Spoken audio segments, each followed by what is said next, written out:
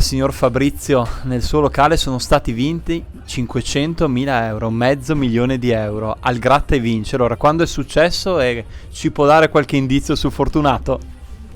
Allora è successo il 6 novembre e indizi su Fortunato nessuno e era ora che vincessimo un bel premio di questa entità, insomma, ecco. No, Si può sapere se è del territorio? penso di sì, anche se non lo sappiamo veramente, insomma. E se li avesse vinti lei questi 500.000 euro, cosa avrebbe fatto?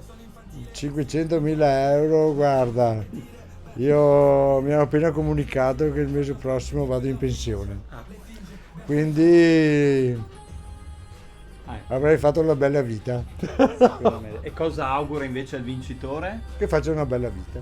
Bene. Prima volta di una vincita così da voi? Così grossa, sì. Così grossa, altre di importo inferiore, 100.000, 10.000.